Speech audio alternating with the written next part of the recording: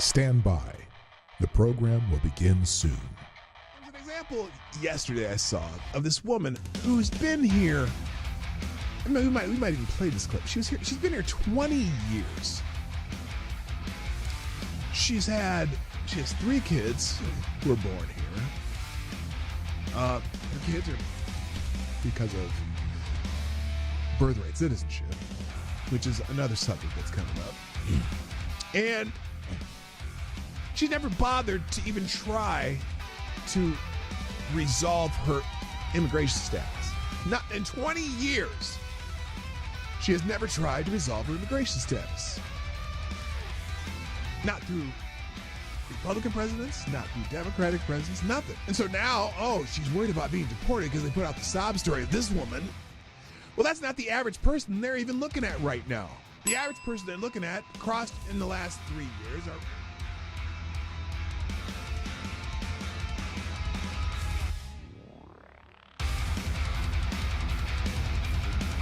CNN is cutting jobs to embrace the digital future. No, they're cutting jobs because, as I like to say, they suck. CNN is undergoing a significant restructuring, planning to lay off about 200 employees, which constitutes approximately 6% of its workforce. This move is part of a broader strategy under CEO Mark Thompson to pivot towards a digital-first approach, focusing on expanding digital subscriptions and reducing costs from traditional TV operations. Wait a minute. Didn't they already try the CNN subscription service, which failed miserably?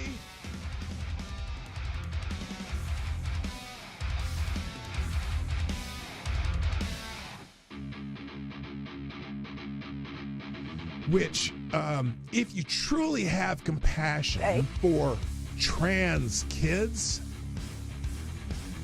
you would allow them to all go through puberty, because 90% of kids who think they're trans change their mind once they go through puberty. That puberty is the fix for most of the problems. But you guys want the medicalization of kids and sterilization of kids and medical and surgical altering of kids who can't make that decision at 12 years old or 13 years old. Diablo asks, why is it when I try to show empathy and concern, people always misconstrue it? Last time I asked someone if their mom at least got a good check from the clinic that botched the abortion. Oh!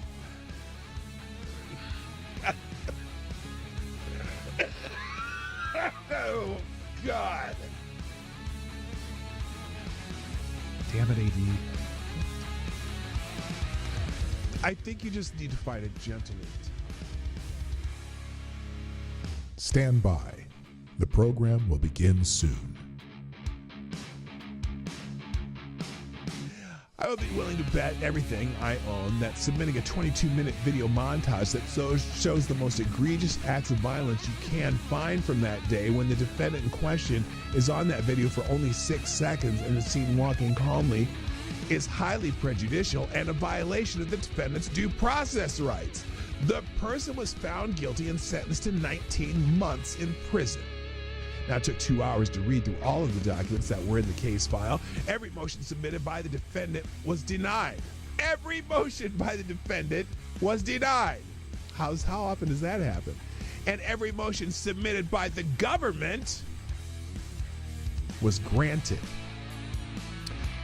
They turned a trespass misdemeanor that would have resulted in a $50 ticket into 5 misdemeanors and a felony charge by charging the defendant with a statute that would have required the Secret Service to rope off the section he was in, which they did not. They also charged him with a statute that would have been required them to prove Mike Pence was in the building at the time he walked through that corridor. He was not. And they used an Enron statute that the Supreme Court struck down.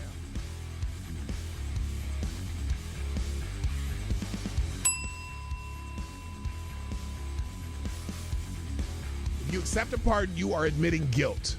Period. That's the, because you can't be pardoned if you're not guilty. Whether he can preemptive pardon, whether he can issue President's reportedly asking his staff whether he can issue preemptive pardons for himself, his family members, Rudy Giuliani. There's a simple answer: no. No, Mr. Oh, President. you That would be a can't? gross abuse Oh, of the presidential it's a pardon authority. gross abuse. President- A presidential pardon authority. Well, there you go. You accepted a pardon, Adam Kinzinger. You think you may have committed a crime. Oh, here, J.B. Raskin. Dirty Q-tip. Dirty Q-tip, Jamie Raskin. What else? What did he have to say? Well, the seeking of pardons is Yes, it's only on powerful one side. demonstration of the consciousness of guilt, or Ah, at least the consciousness that you may be in trouble. Jamie And that's Raskin. what's so shocking Did he about get a this. pardon also? Wasn't he on Well, that the committee? seeking of pardons is He was on that committee. I'm curious if you're going to condemn that part. Are you going to condemn that pardon? Joe Biden pardoned a lot of people. Yeah, he should answer for that and explain. Lots of murderers, lots of drug dealers, lots of people who killed people, commuted the sentence of a couple murderers. One who, in fact, one drug dealer who people died from taking the drugs that they sold them. Stand by. The program will begin soon.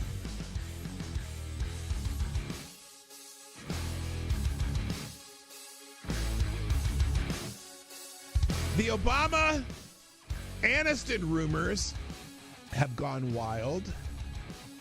Rumors have emerged on social media that suggest Barack and Michelle Obama might be heading towards divorce, with speculators linking Barack Obama to actress Jennifer Aniston. Those rumors have gained traction following Michelle Obama's absence from Jimmy Carter's funeral and the inauguration, and are based on tabloid stories and social media speculation without solid confirmation from the individuals involved. So far, there's still rumors, and I don't know why people are perpetuating them, but it is kind of fun to perpetuate rumors like that. No one's come out to, out and out deny anything. That's the weird.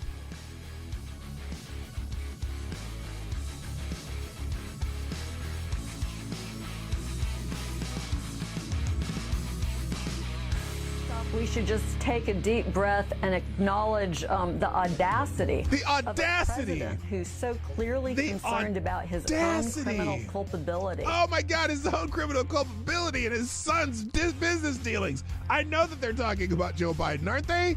And that of his family members.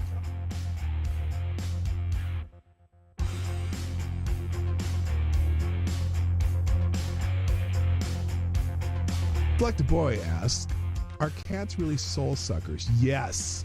Yes. That's why I'm not into cats. Dogs, man. I'm a dog guy. Avocado Stabby, is there an aisle in the grocery store that is less objectionable to have sex in? Where do you come up with this shit? Dude.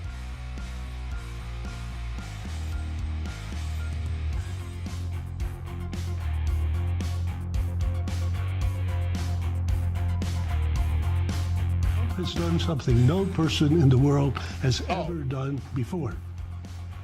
A dead man, a dead politician, has risen. Yes. Somebody who 4 years ago at Davos, he's buried, a dead. And I wonder how many people at Davos have been funding Donald Trump's demise that has failed. I wonder how many people at Davos, again, let me say it again. I wonder how many people at Davos have been funding what they had hoped would be Trump's demise. Bet you there's a few of them there. And it didn't work, did it now? Didn't work now, did it? Politically known to me. He's now returned. This is the greatest comeback in political history of a politician. And then, therefore, he thinks he can do anything. End of the show, every day on my show, if I put something on the screen or I'm talking about it, or it's a topic or an article that I'm presenting in this show, I provide links to every single thing that I've talked about, and even more, the ones I didn't even get to. I drop them in the chat at the end of the show, and also I drop them in the description. So if you want to find these articles, they will be in the links at the end of the show.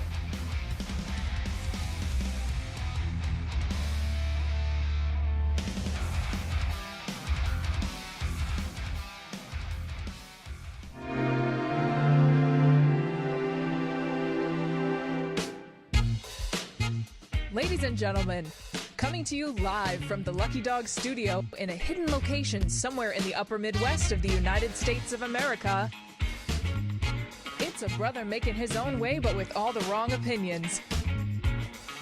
Welcome to the Morning Night Live with your host, the one and only Dawg Knight. Ladies and gentlemen, we regret to inform you, Dawg Knight has been deported. You're stuck with me. I shouldn't joke about that. Good morning, everybody. Welcome to the Morning Night Live. I'm your host, Marty, also known as Benny Esquides. Dawg Knight on the internet. Welcome to the Dawg Knight Channel on this Monday, the 27th of January, 2025. And boy, oh boy, this was a busy weekend. Not for me, but definitely for the former and current president. And I had to laugh because there was some footage of him going home, and apparently he played a round of golf. And people on the internet were complaining that Donald Trump's on vacation already. He's the laziest president in the history of America. Now, to remind you, this is a president who started off day one, a ton of executive orders, traveled to West Virginia to see damage there, traveled to California to meet with officials there, was in Las Vegas with a rally and also meeting with the governor there. And he's been like nonstop. In fact, there was some reporter was talking about how when you're at the White House and the president is in the Oval Office, there is a Marine stationed at the door there. And there's I guess whatever door that they can usually see that's Marine stationed. And, the Marine, the reporters were saying that, that Marine was stationed there from like 6 a.m. Until the president called a lid at 8 p.m. But the Marine was still stationed there well into the past 10 o'clock. That the president was in there working the whole time. He's like a workaholic. He doesn't sleep. And they're just like, when Biden was there was almost never a Marine standing at that door. And if there was, on average, they would call a lid on the day at about 11 a.m. And Biden spent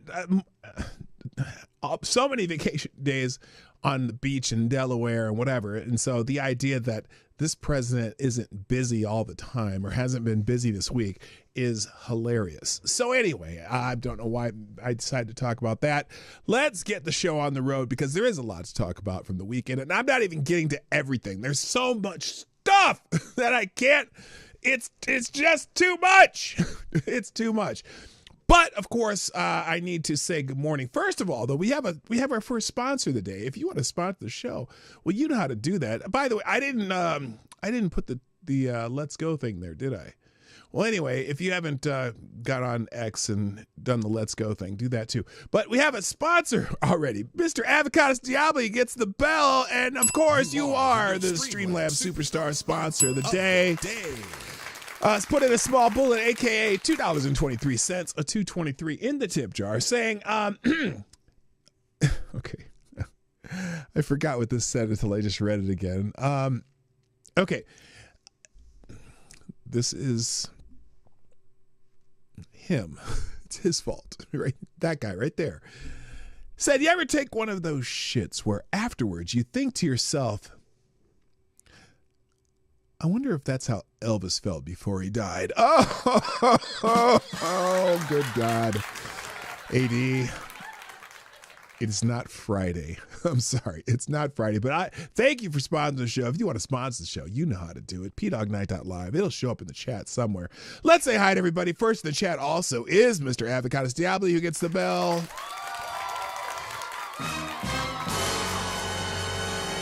Also, good morning, Mr. Dom O'Leary's in the house. Mike Savage, Blarg. Reaction Puerto Rico, you lovely island. I was taking that in the wrong key. Jesus, good Lord. Also, good morning, Anon. 1, 2, 3. Tyler F's in the house. Number 1 is here. Attack Alpaca, Balin Bobby making an appearance, Ms. Wildwolf. Okay, I got a question, Ms. Wildwolf. I was watching something you posted on Instagram, and it looked like you were cooking some big ass pork chops or something. You were laying them on something, then you put some seasoning over the top. What were those? Were those pork chops? I couldn't tell. You got to label some shit when you put that on Instagram. I was curious, but it looked like an interesting recipe. But what was it? It was on a bed of something. Like, was that panko? Was that flour? What was that? I'm just curious. Also, good morning to Willie won't lead the show. Good morning. Also, Black Hebrew Israelite. My goodness. Right. Old home week. Steph Colonel's in the house from the Hotep Nation. Also, good morning, Patio Furniture. Ravon Harris. And that looks like about it. All of it. Wait a minute. Is her name misspelled, or is that the proper spelling of it? I always thought it was Talib.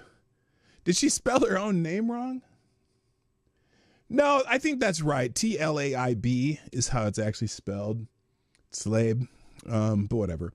By the way, spelling seems to be an issue on the internet this weekend. A lot of people were bitching about how we had some kerfluffle with Columbia, apparently. And people were spelling Columbia Columbia, or at least some people were, and then some were like, you're so stupid, you didn't spell Columbia, Colombia. And what happens, so Donald Trump actually on Truth Social spelled it correctly on a post he made about Columbia, right? But the White House, whoever writes the memos for the White House for immediate release, spelled it Columbia, like Columbia University, right? And I was thinking, well, okay, whatever. It's not like we spell Italy properly. I mean, if the Italians spell it Italia. Or we don't spell Germany right. It's, the Germans, Deutschland. There's a lot of countries we don't spell the same way. Who gives a shit as long as you know what the hell we're talking about? But apparently, all the internet Karens and Karens and Kens were all out in force. But it wasn't just, it's funny because it wasn't just, there are people on the right and the left who are spelling it wrong. Just because you have a habit, you write Columbia, you think District Columbia, you think, whatever, or you think Columbus. I mean, how does Columbus spell his name? Who knows? Columbus, Ohio, Columbus, District Columbia. People are, you know what? It's so petty, but I guess people were very upset. So whatever. So anyway, thank you, Johnny Hellcat, or Johnny Boomertech, for dropping the links. If you want to sponsor the show, you can click that link. I'll pin one of them up at the top there. All right, so let's get into our day because we got a lot to go through. By the way, thanks to all the people who have what is this? Who have tweeted out the show. Why do I have 2 of these here? Oh, I see what happened. Okay. Close, do that. We'll go here, go to notifications. Thanks to people who are dropping a let's go. Oh, by the way, yeah, I see you, CG. I see you. So we got some let's goes to thank people for. Let's drop over over here. Thank you, Reaction Puerto Rico, for hitting that let's go. What is with the Border Patrol? You know who that person is, what border that person's looking at. They're not looking at the Mexican border. That South Park, they're looking at the Canadian border. We got a Canadian problem too. Also, thank you, Somnambul Nation for tweeting out the show. Mike Savage with the let's go. Here's another one. Let's go do what we do with a little Samuel L. Jackson gif. Yeah, let's go do what we do. Thank you, CG and Somnambul Nation, for retweeting my tweet. And then CG with the Kansas City Chiefs. Yeah. Hello, Green Badger Outdoors. I see you. Welcome to the show. Did I miss anybody? I hope not. Ravon Harris, a.k.a. Novar Syrah. Good morning. And I think I got everybody. If you know what? If you show up, I will say hi. Don't worry about it. I got you. I got you. All right. What is this? Oh, and also, Green Badger Outdoors with a little let's go right here too. I almost missed this one. Once more unto the breach, dear friends. Yeah, it's ready for battle. I see it. Oh, and also another on the honorable mention list of favorite Canadians. Special K on Acid is here. Good morning. All right. Let's see. Let me just double check something real quick. We got 25 people, 10 likes, which means y'all ain't doing your job. In fact, there's 27 people with 10 likes. Hit that like button while you're thinking about it. Share the stream if you haven't done so already. And drop a couple bucks in the tip jar every once in a while if you are able. It'd be greatly appreciated. I thought Wilford Brimley was dead. When did he start coaching football? Oh, I know. The Chiefs does look like Wilford Brimley, doesn't he? Anyway, speaking of football, and I don't spend a lot of time on football yet, the Super Bowl is set. And that's the number one topic on X, the app formerly known as Twitter. Yes, the Super Bowl is set. It will be the Kansas City Chiefs and the Philadelphia Eagles. And I'm pretty sure that most of the country, well, this is a tough. Oh, here it is. Who is America rooting for in the Super Bowl? The red here is the Kansas City Chiefs fans. The green here is the Philadelphia Eagle fans, and the gray area, everyone. That's all the people rooting for a meteor strike. Good morning, Jaeger Pony, my favorite Canadian. Amazing Disgrace is in the house. Two teams that I kind of couldn't care less about. Although, growing up in Nebraska, in Omaha, with no professional football team, because everything in Nebraska is red for Nebraska, the big red N, which stands for knowledge. Growing up in Nebraska, Omaha, we got the Vikings and the Chiefs all the time. But it was nice because when you live in a non-NFL city, you get a couple of each games of the AFC and NFC every week because they don't black out any games. We also got a lot of Broncos games. And when the Chiefs and the Broncos played, there's actually people in Omaha who embodied that rivalry, but yeah, whatever. So anyway, the Chiefs and the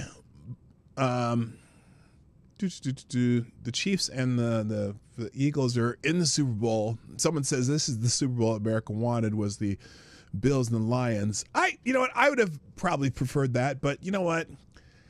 You can't. How can you knock the Chiefs? I mean, of course they get very generous calls, but they're also very good.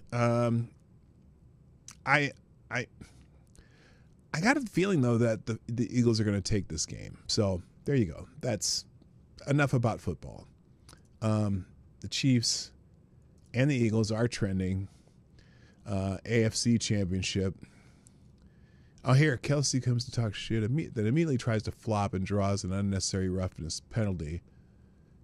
Honestly, the Chiefs are the most unlikable team in NFL history. Well, I don't know about that. I think the 86 Bears might be the most. And I let me clarify.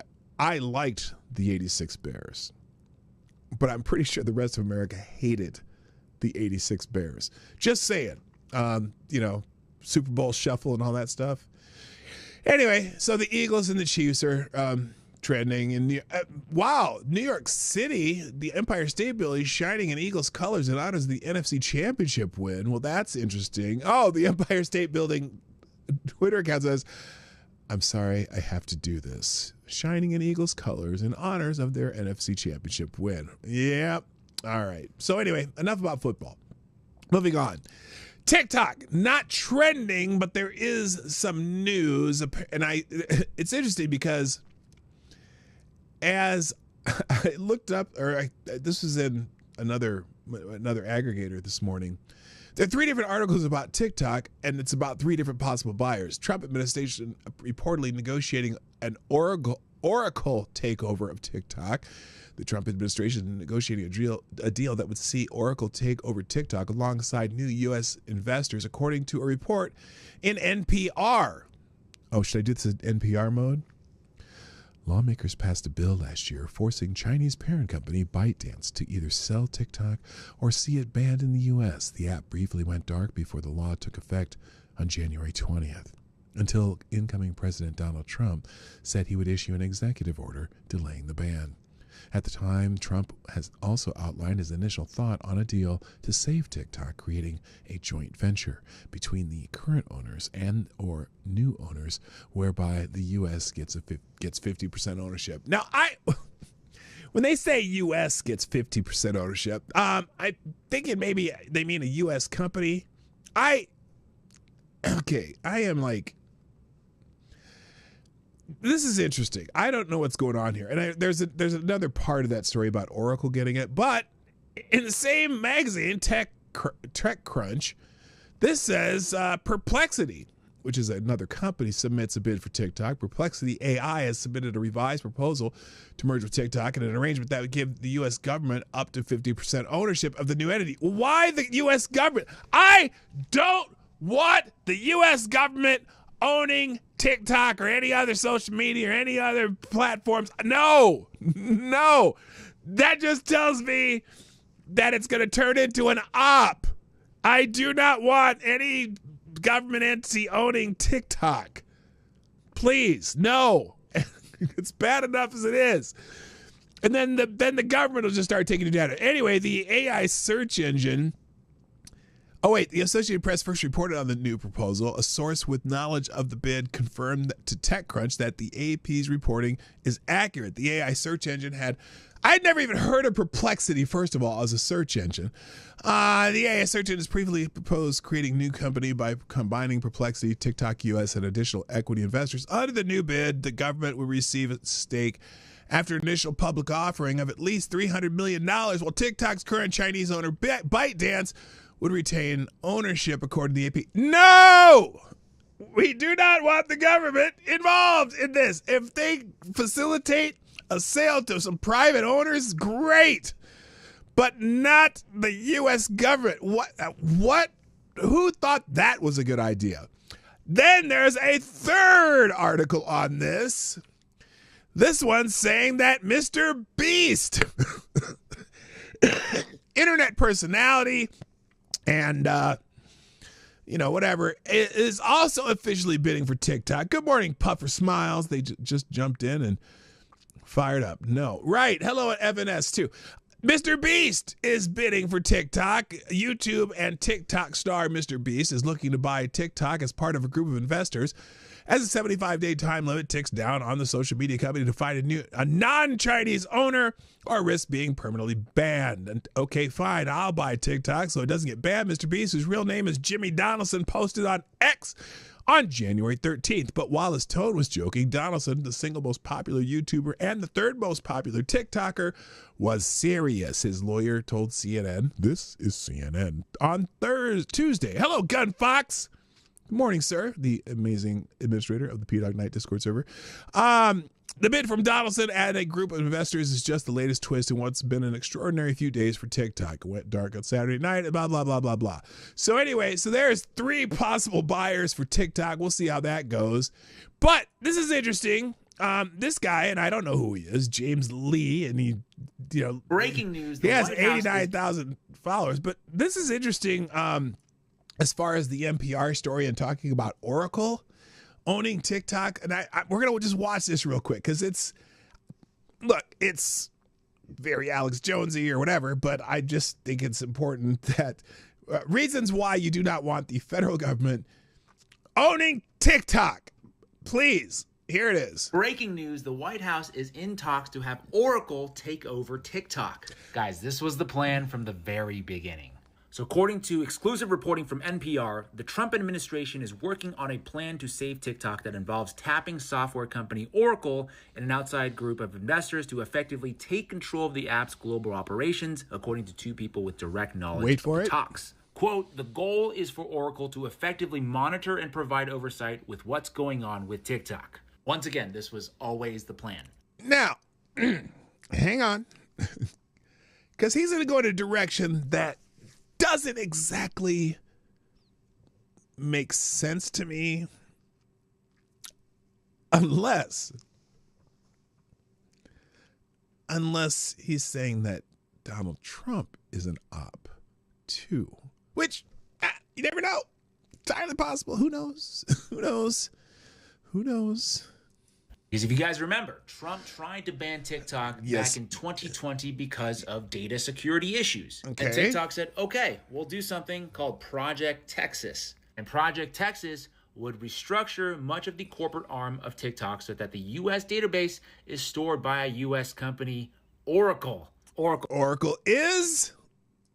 As a reminder, once again, is a CIA front.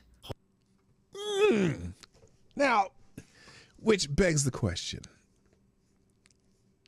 for him putting those two things together. Why would Donald Trump want to have anything involved with the CIA? Donald Trump doesn't like the CIA. Those agencies, the three-letter agencies, don't like Donald Trump. Donald Trump doesn't like the three-letter agencies. This is where I go, wait a minute. Why are you putting those two things together here? Whatever your name is. The whole point of Project Texas was so that the operations would be monitored by an in-house committee approved by the U.S. government called TikTok U.S. Data Security. Okay. Project Texas would essentially act as a firewall, ensuring that the Chinese government couldn't access user data and that Oracle would oversee it all. But then so that the U.S. could control user data. October 7th happened, and the Israel lobby got involved and said, no, screw your data security. We need the whole app gone. And so that's what happened. Of course, the people rebelled and said... Now, and there's this conspiracy theory that the reason the TikTok was banned is because there's too many anti-Israel people on TikTok and blah, blah, blah, blah, blah. And then all these people start going to Red Note, which is... pure Chinese owned and propaganda. But screw you guys, we're just going to go to an actual Chinese app. And then Congress goes, oops, our bad. And then they try to backtrack out of that ban. But no, Congress did try to back out of it. Congress approved the ban and it was going through. And I guess Donald Trump decided that they're not going to enforce this for at least 90 days to see if they can get it sold. What up, Tyre Alexander? Tyre! Alexander. The Scourge. Yes. Good morning. Trump comes in to quote unquote save TikTok. Here I reality, come to what's save going the on day. right now is just a reinstitution of what they meant to do in the first place, which is to have Oracle take over TikTok. With the goal, of course, to monitor and oversee everything that's going on inside the app. Okay. So at this point, people have kind of a choice to make. Do you want the U.S. government to control your app, or do you want the CCP? Neither is ideal, I have to say. Breaking news, the White House is in... You might have better freedom of speech issues on TikTok if you're into TikTok. And now I know most y'all are not, I am not, but it's an interesting conundrum. Just saying. What is Stargate for? I don't know. Just let the app die. In theory, yeah, I guess. But I don't know. There's a lot of people use it. A lot of people make money. Whatever. Anyway, okay. Also over the weekend, Costco was in the news. A lot of people talking about Costco and Target and other companies because various companies have made decisions on whether or not they're going to continue their DEI programs, diversity, equity, and inclusion programs. And some pointedly said, we're going to scale back our DEI programs, and others said they will keep their DEI programs. And so Costco is one of those companies who pointedly said that they're going to continue their DEI programs. And because of that, you get this scene in a Costco somewhere. I don't know where this is, but the Reverend Al Sharpton decided to have a bunch of brothers and sisters go to a Costco and have what is known as a buy-in. Here's some scenes from the buy-in. He's all smiles. Now, it's interesting because I don't know how many of these people are Costco members, but that's a whole nother story. But I got something about this buy-in just doesn't sit right with me. You know what I'm saying? Here we go. So he's all smiles, got some people coming in, got people with cameras taking video and whatnot. Oh, they're supporting Costco. Yes.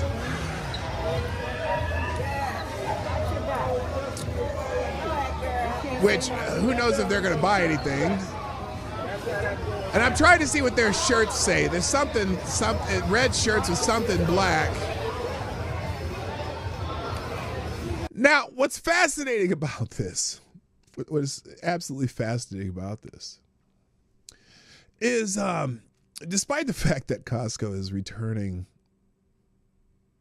or continuing their DEI programs, if you look at the board of Costco, it's way wider than the board of Target, which is subject to apparently a boycott by black people, someone's saying. And there's a lot of ironiness because Target, which is based here in the Twin Cities, or at least it was, I don't know if it still is or not, they have a whole bunch of products that are like, there's a whole like black beauty products or whatever, black-owned black beauty products that have nothing to do with diversity because they try to have suppliers of different things, and regardless of whether or not the ownership is black or not, if they're selling some black products they've kept because they sell well, and then some they haven't kept because they don't sell well. But there's a whole bunch of black-owned products in Target stores, like black-owned, black companies. And I was curious with the buy-in at a Costco of all places. Like, if you truly want to go and support black-owned businesses, why would you go to a Costco? Which, if you get my point here, why not have a buy-in at some local black-owned businesses instead if you're really worried about that? Look, instead of trying to force diversity on whatever, why not just do like other ethnic groups do and buy within your community more, or start businesses within your community? There's really no limit to starting businesses of your own, but it just seems like such a backwards thing to do. It makes no sense to me. It's like,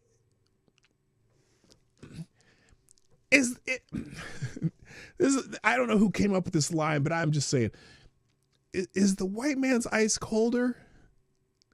You know what I mean? It's just, instead of, I don't understand the concept. If that's really your point, I don't care. I go buy shit where I need to go buy shit, and I don't really care about their political affiliations. I'm not going to drink Bud Light, but I will still go to Costco whether they have DEI programs or not. I don't care. Hello, K-Shell, by the way. It's just weird to me. And so some of the Hoteps, for example, Hotep Strong Dad says, I get it. You all want to boycott Target, but it's pretty ironic that all of the places where black products don't exist, you boycott the place that actually sells black-owned products to black people. Group economics is cooked, and you're doing it over policies that put white women and homosexuals above you, because DEI programs mostly benefit white women and gay people. It's definitely not black men. All these DEI programs don't benefit black men. So it's like, what's the point of them? I mean, that's why black men don't give a shit. If you get a DEI program, we don't care because you're giving it to a white woman or some gay motherfucker. I'm just saying. It doesn't make sense. And so lots of people who make sense are saying this. Jeff Charles used formerly Red State Downtown Hall. Lefties encouraging people to boycott Target because they stopped doing DEI. They pretend it means the company won't hire black folks. So black-owned businesses who have their products featured at Target will suffer, and it's another psyop. Because progressives don't give a fuck about black people. That's the point. Someone said, I read their statement. All they're doing is changing the name and no longer participating in campaigns and surveys. Target is changing the way they do business. Yeah, that's all they're doing. It's not like they're going to stop having black products. They're like, black hair care products are sold at Target. I guarantee you there's no black hair care products at Costco. But here comes Al Sharpton bringing his buy-in to Costco. It doesn't make sense.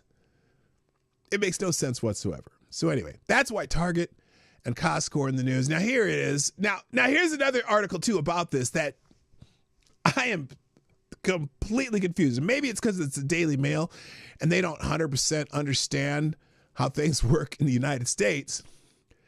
But they put this article out, and I don't know if this... Yeah, it's on MSN, but it's an article from the Daily Mail. Costco boldly defies Trump's executive order. Can you already tell what the problem with this article is without even starting to read it?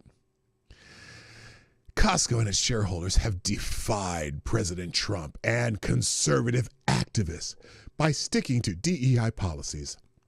At the company's annual meeting, they voted strongly against a proposal from a conservative activist group that challenged diversity, equity, inclusion policies at Costco.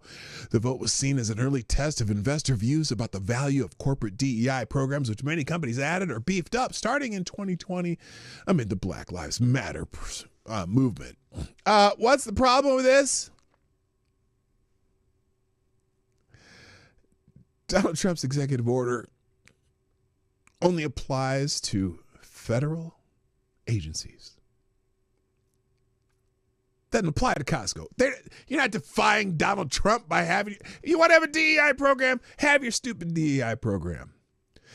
Again, as I like to say, you are misguided that actually helps any black people.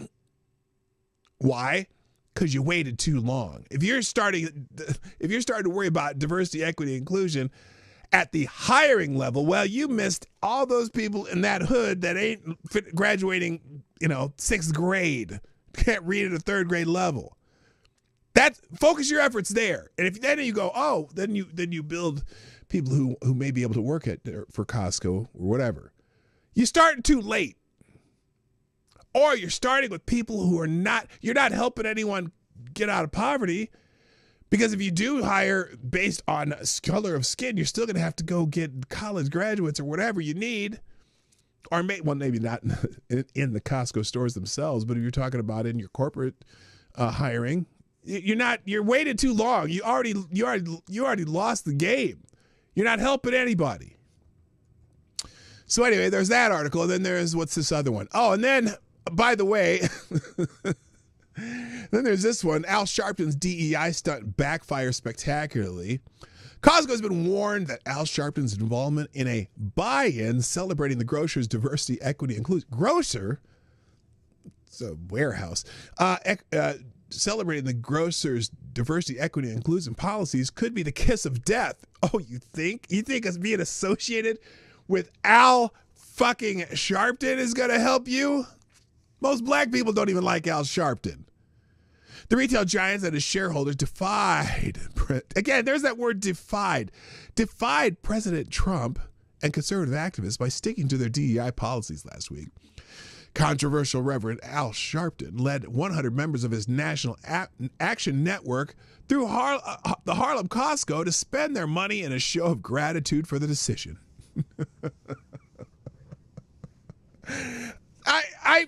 Yes, okay, I'm going to bring my National Action Network. We're out here for black people. and we're going to take them to Costco to buy some shit. Am I the only one who think this is hilarious?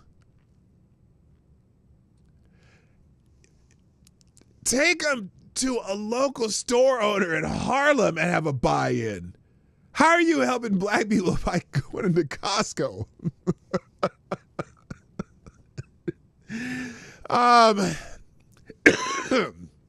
Leading a buy-in with 100-plus National Action members at the Costco location in Harlem, New York City, to show support for the company's strong commitment to diversity, equity, and inclusion, the Reverend Al Sharpton said on X. Sharpton revealed in a speech outside the store that he'd brought $125 gift vouchers for each buy-in participant to spend inside. So he bribed them with $25 each. Hello, my God. Hello, Renee Viet. We're going shopping at Costco because they've stood with us. People that stand with us, we will stand with them, he said. But the move has been sharply criticized online due to Sharpton's divisive reputation. Some critics called his involvement as the kiss of death for Costco. Al Sharpton? Kiss of death for Costco. As a lifelong customer, when Reverend Al Sharpton is using you as a liberal party tool, I am done with you. Sharpton is the kiss of death, added another. Others say they would now boycott the retailer due to their disappointment in Costco aligning itself with Sharpton. Shocker. It is unclear if Costco had any knowledge of Sharpton's plans. I wonder how much they love Sharpton now that they're getting Bud Lighted. I'm canceling my memberships, auto renewal this week, and won't be shopping there again, one critic said, referencing the backlash Bud Light faced for using transgender influencer Dylan Mulvaney in an advertisement in 2023. I'm telling you, I'm sure that Costco corporate is looking at that buy-in and seeing who's leading it and are thinking, oh my God, here we go. Congratulations, you played yourself. So anyway, I wonder if all these people were Costco members already too. You're not alone. You're not crazy. It's a cherry on top. Okay, it's not just me. I don't. And also just judging by how people were talking about it online over the weekend, talking about this. Retail giant Costco has entered into a partnership with race baiter and grifter Al Sharpton. This will be devastating for their business. I believe everyone should boycott Costco going forward. I mean, there's tons of people. Nothing could get us to cancel our Costco membership faster than seeing this disgusting display of anti-Trump, anti-white, and pro-DEI. Well, I don't know. I don't even see it as anti-white necessarily, but I laugh at it because, again, DEI helps. I mean, Sharpton should know that DEI helps more white women and LGBTQ people, which I don't care. If you want to hire, look, if a company wants to hire more, women, LGBTQ, black people, I don't care. But it should be a business decision, not because, oh my gosh, we have to increase our diversity, blah, blah, blah, blah, blah. So anyway, Costco, the store that requires membership and ID to enter. That's racist. Yes, that is racist. That's racist. Anyway, there you go. And Costco's stock slightly dropped, but I don't think it's gonna affect them. I just don't know. Anyway, all right, let's move on. Enough about that. Let's move on to Denmark's trending. Yes, they're still talking about whether or not USA and Greenland can, or United States and Denmark are fighting over Greenland. The United States can accept Greenland from Denmark as payment for the security the U.S. has provided them for the last 80 years, given that we've been defending all of Europe since World War II. That's one opinion. Let's see. This picture is so Scandinavian. It's the president of Finland and the PMs of Norway, Sweden, and Denmark dining together. Love it. Okay, yeah, because they're all in their proximity. Some people are saying that Denmark telling Trump to fuck off. Another reason Denmark is better than USA. Is it now? Here, let's see what this is. Dear President Trump, listen very carefully. Greenland have been part of the Danish kingdom for 800 years. Okay. It's an integrated part of our country. Integrated? It is not for sale. Let me put it in words you might understand. Mr. Trump, fuck off. Ah, wow. It's a little spicy. It's a little spicy.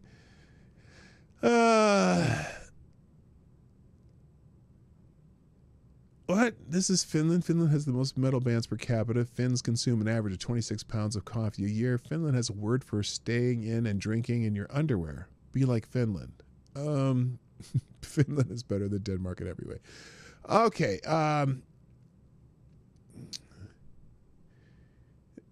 What is this? Okay. Denmark is better than USA in every way. This is Denmark. Denmark has free healthcare and free college. Denmark's minimum wage is $25 an hour, and people work 35 hours a week. Denmark is the happiest country in the world. Be like Denmark. To which someone replies, Denmark doesn't have a nuclear submarine. Denmark does not have a stealth bomber. Denmark cannot defend itself from the Russians. Denmark relies on the United States to defend its territorial borders and ensure it has free trade. Denmark wouldn't have anything without the United States. So anyway, that battle's going back. I personally, I think it's dumb. Although strategically, Greenland is becoming more and more important because the Russians are up there in the North Atlantic, and we need a kind of a step off point maybe in that area of the country. Oh my gosh, Arthur Nix is in the house. Good morning, sir. Also, who else? TC is here. Welcome. Nice to see you all here. So anyway, look, my knowledge of the geopolitics of Greenland, Iceland, Finland, Denmark, all those things is pretty limited. But for some reason, Donald Trump has a bug up his ass to take over Greenland, probably for strategic purposes and probably natural resource purposes. There's a whole lot of exploring. Greenland's a huge place. You just never know what's up there. They probably got some oil fields they don't even know about. So there you go. All right, let's move on from that. Also in the news, Colombia is trending. Now, there was a whole bunch of hubbub about Colombia over the weekend because President Trump was sending some Colombian expats back to Colombia, 2 plane loads of deportees, and Colombia said they were not going to accept the deportees. So what happened over the weekend? Well, first of all, Colombian President Gustavo Petro publicly criticized former U.S. President Donald Trump, but no, current President Donald Trump, leading to widespread online discussion. The discourse primarily focused on the frequent misspelling of Colombia as Colombia by various commenters, including the official White House documents. This error sparked frustration, humorous remarks, and political commentary, with many users correcting the spelling and discussing the implications of Trump's foreign policy towards Colombia, particularly concerning trade and immigration. So they were going to not allow these deportees planes to land in Colombia, and they got on the horn and started going back and forth.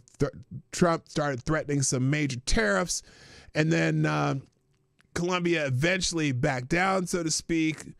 And it's just it's fascinating. And the biggest thing that some of the people, now that Trump won that battle, is how people spell Colombia. So you got Mehdi Hassan, this dipshit, upset because Mark Thiessen spelled Colombia incorrectly. Now, someone said, to punish Colombia, Trump is about to make every American pay even more for coffee. Remember, we pay the tariffs, not Colombia. And then the time since that post, let's see, in the time since that post, U.S. and Colombia have reached an agreement regarding the deportees, as a result of which the proposed tariffs will not materialize. So Trump basically negotiated getting those people in and not having to do any tariffs. Well, Mark Thiessen wrote, Colombia caved in an hour, genius, to which Mehdi Hassan said, why can't these people spell Colombia? Now, when he says these people or you people, what do you mean by these people, use people, whatever? It's not just the people on the right spelling Colombia wrong. And in fact, Donald Trump spelled it correctly in his writing of the, of his post on Truth Social. But this motherfucker goes, the moronic president of the United States can't spell Colombia instead wrote Columbia. No, the White House staffer who wrote the memo wrote Columbia. In fact, here it is. The Trump White House misspelled Columbia, but Donald Trump, notice how they cut off this where Donald Trump's Truth Social post is, because he spelled it correctly in the Truth Social post. And in fact, look at this. Who's this guy? This is Ed Krasenstein. Here's the Daily Krasenstein. Before I do that, thank you, GunFox61, dropping a 5 spot in the tip jar, and you are the new Streamlabs Superstar sponsor of the day. Oh yes, a bit of history. I'll come back to that. This is important history. Breaking Columbia president. Now this is Ed Krasenstein. When did he post this? Yesterday. So it aged like, it aged like old milk. This was at 3:47 p.m. So here's what he wrote. And this is the Daily Krasenstein. Breaking. Colombian President Gustavo Petro just released the following condemnation of President Trump. Quote, Trump, I really don't like traveling to the U.S. It's a bit boring, but I confess that there are some commendable things. I like going to the black neighborhoods of Washington, where I saw an entire fight in the U.S. Capitol between blacks and Latinos with barricades, which seemed like nonsense to me because they should join together. What the fuck is he talking about there? I don't even know. I confess that I like Walt Whitman and Paul Simon, Noam Chomsky, and Miller. I confess. This is by the way, the Colombian president's a socialist, so of course he likes Chomsky. I confess that Sacco. Why did he post this? Anyway, I confess that Sacco and Vanzetti, who have my blood, are memorable in the history of the USA, and I follow them. They were murdered by labor leaders with the electric chair, the fascists who are within the USA as well within my country. I don't like your oil, Trump. You're going to wipe out the human species because of greed. Maybe one day over a glass of whiskey, which I accept despite my gastritis. We can talk frankly about this, but it is difficult because you consider me an inferior race and I am not, nor is any Colombia. Well, first of all, Donald Trump doesn't drink and he doesn't consider you an inferior race, dipshit. So if you know someone who is stubborn, that's me, period, you can try to carry out that coup with your economic strength and your arrogance like they did with Allende, but I will die in my law. I resist torture and I resist you. I don't want slavers next to Colombia. We already had many and freed ourselves. What I want next to Colombia are the lovers of freedom. If you can't accompany me, I'll go elsewhere. Colombia is the heart of the world, and you didn't understand that. This is the land of yellow butterflies and the beauty of the remedies, but also the Colonels Arellano Buendia, of which I am one, perhaps the last. You will kill me, but I will survive in my people, which is before yours in the Americas. We are people of the winds, the mountains, the Caribbean Sea, and freedom. Whatever.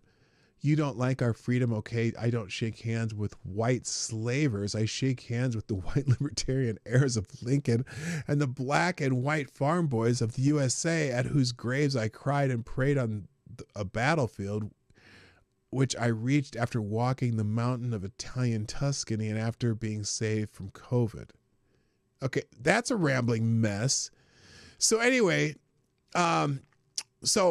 at the time that he wrote this, then he puts update, Colombian President Petro, excuse me, Petro has just ordered an increase of import tariffs on U.S. goods in retaliation to a similar order from Trump.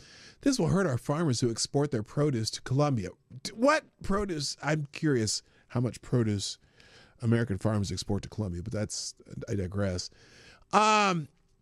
What's funny is this whole thing is for naught because Petro basically and the Americans came to an agreement to send the deportees back to Colombia. And there'll be no tariffs. Nothing's happening. And so all this hubbub is for nothing. I wish I could. Oh, here's one that actually shows you shows you that Donald Trump spelled Colombia right. So this person is honestly misspelling the name of a country in an official White House document, which is somebody the staff writes the memos, right? But here it is. President Donald Trump's truth on Colombia sanctions. Notice right here, Donald Trump spelled it Colombia. He got it right. Hello, Donkey Punch Bandit. What's up? So anyway, that's the hubbub over Colombia. Besides, everything's fine now. Okay, everything's fine. So anyway, by the way, the president of Colombia wrote a dissertation on the history of his country and his bloodline and how it would be impossible for him to ever back down, and then accepted all of Trump's terms hours later. So there you go. Colombia's President's Day. I made a huge mistake. Oh my gosh. Trump, after learning the president of Colombia denied the deportation flights of his own citizens. This is the last Grossman. Who is this? This is Flaming Dragon! Oh, okay, Flaming Dragon. Fuckface. First, take a big step back and literally fuck your own face!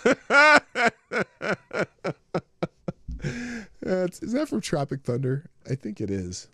It's hilarious. It's hilarious. So anyway. And everyone, it's Colombia, not Colombia. Thanks for coming to my tech chat. Lots of carrots talking about how to spell Colombia. Someone here, I'm totally confused why Colombia won't accept a plane of its own citizens from the U.S. Why wouldn't they want all those law-abiding working professionals back? Oh, yeah. All right. And let's see. Oh, let's this. Here's Scott Jennings. We got to see what Scott Jennings did. My thoughts on Trump tonight. He simply skipped directly to the F around and find out portion of this conversation where the president of Colombia, a random illegal immigrant, the message is clear. Do not test us. Okay, let's hear Scott Jennings. Let's hear Scott Jennings.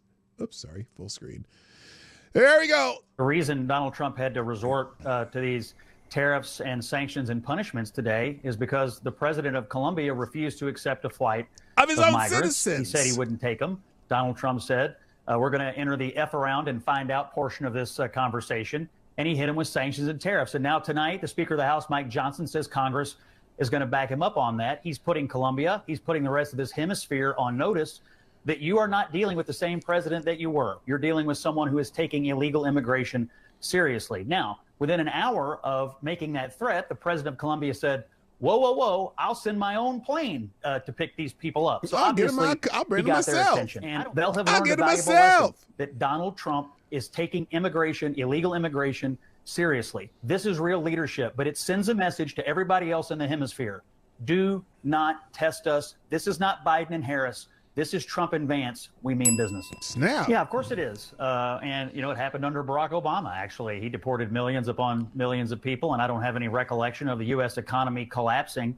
And no Republican, and I don't think most Americans are taking seriously the argument that the U.S. economy is underpinned by violent, criminal, illegal immigrants. I mean, if our entire economy is underpinned by people who are rapists and murderers and commit other violent acts, then we got a whole other set of issues going on in the economy that we ought to talk about today.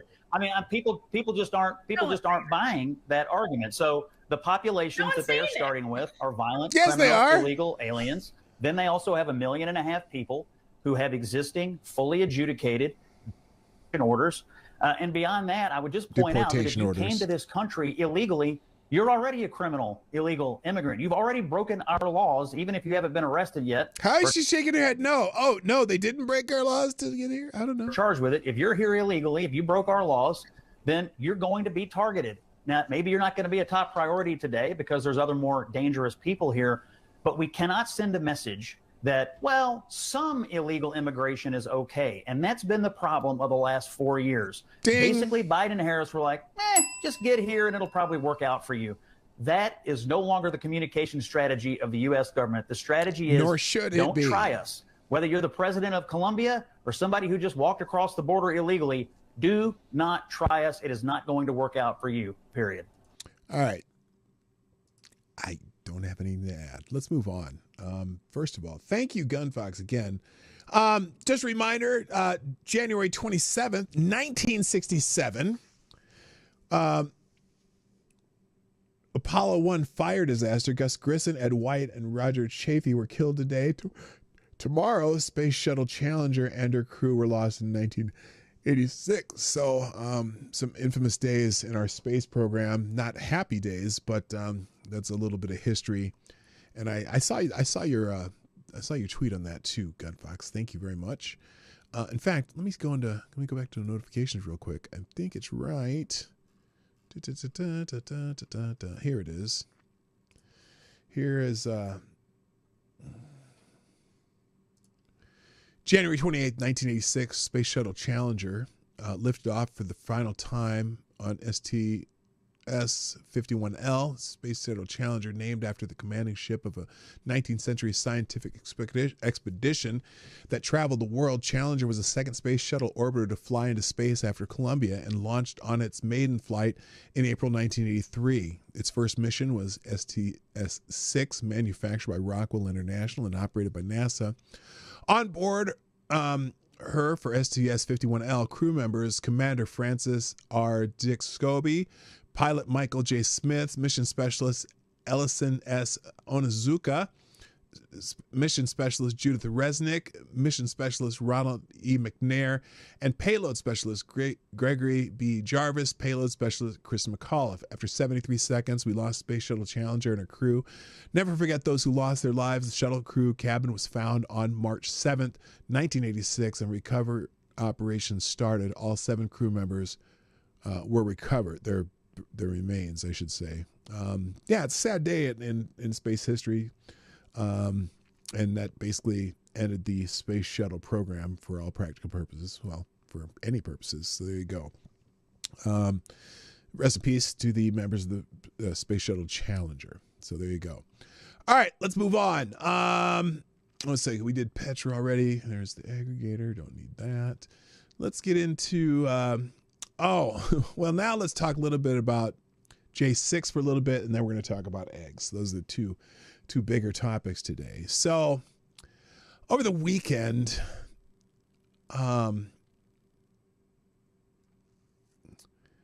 there's a lot of hubbub about the J6 pardons.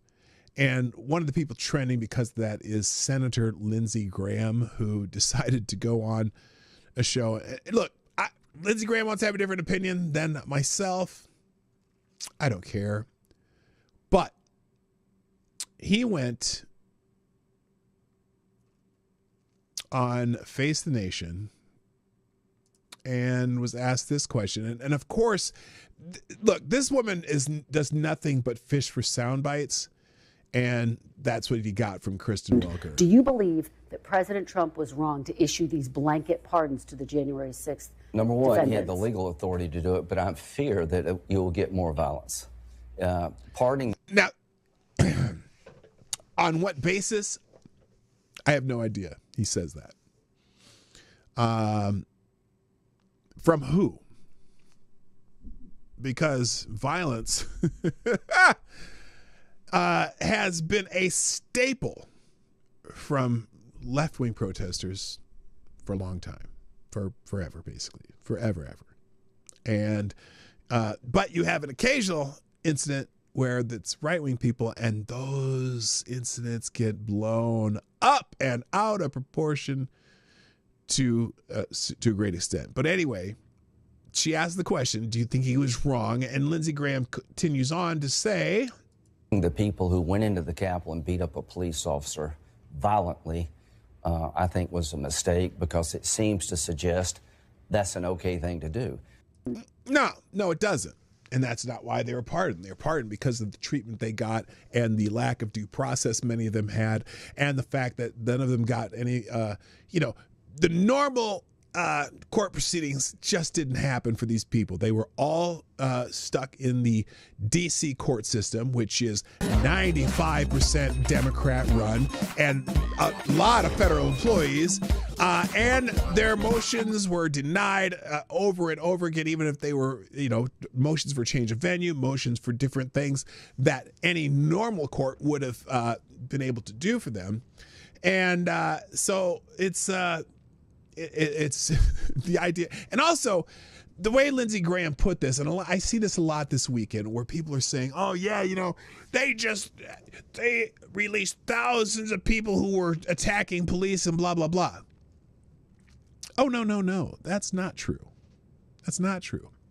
Of the 1,600 people that were pardoned, around 550 had some sort of charge related to either assaulting a police officer. Now, there's not all of them, but of the 550 or roughly, either assaulting a police officer or obstructing a police officer or getting in a police officer's way.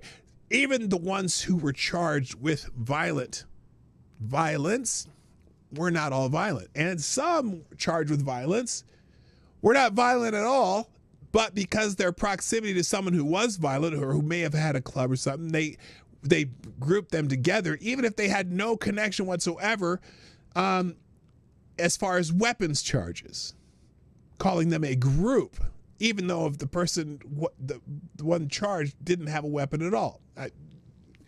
So the reason they were being pardoned is because of their treatment by the justice system. The book thrown at them in a way that never happens in most riots, but because they had this, and I'm going to call it a plot to call this an insurrection, because that was the first, time I heard it when CNN, I think it was Anderson Cooper, that was the first person I heard use the term insurrection. And then everyone started using the term insurrection over and over and over again, when it was really a riot that was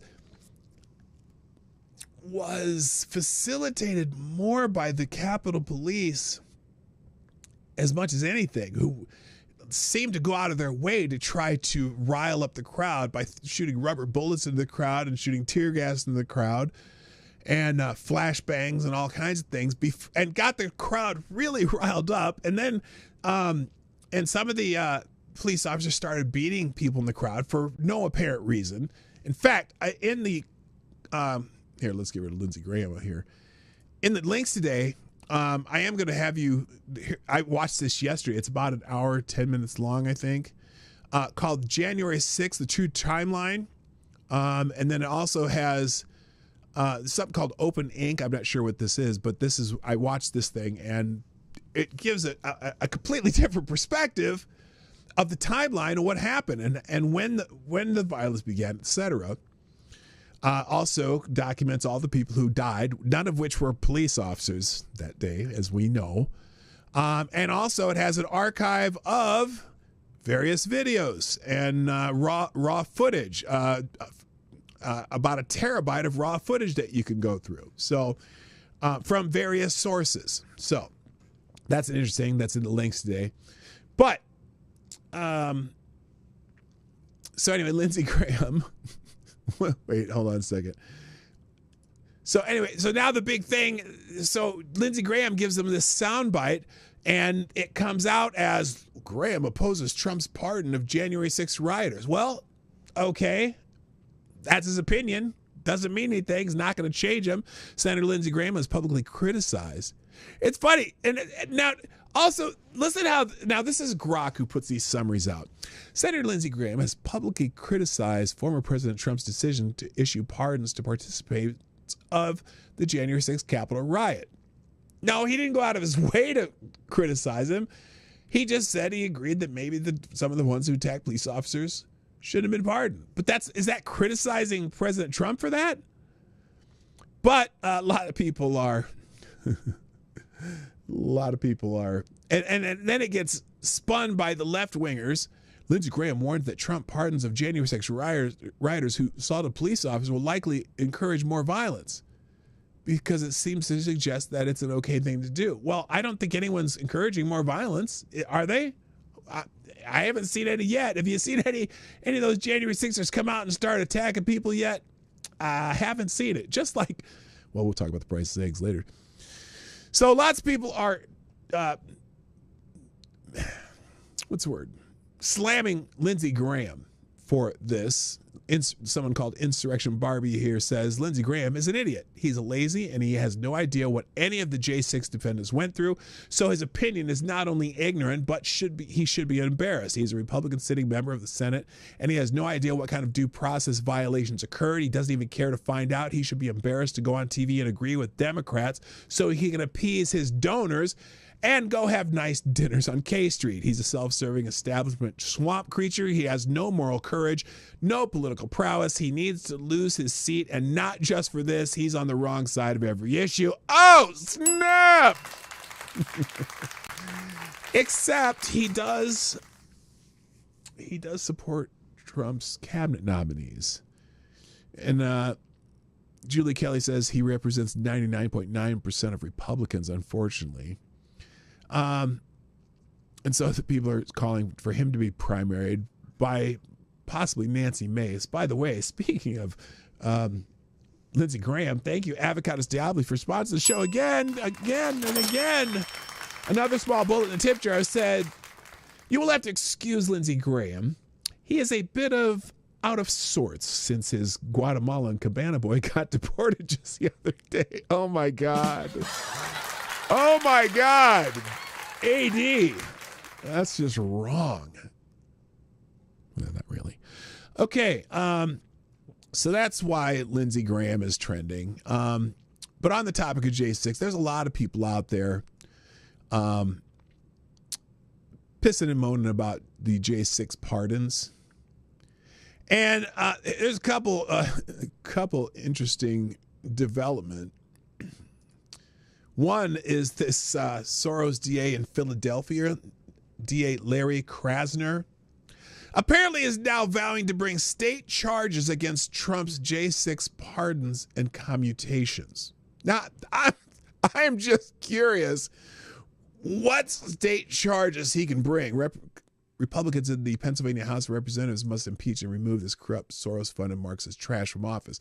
Here is Larry Krasner, I guess. But I can tell you, having spent 25 years of my career as a trial lawyer in federal court, 30 years as a trial lawyer in state court before I became DA, where we still operate in both, that there's a path here.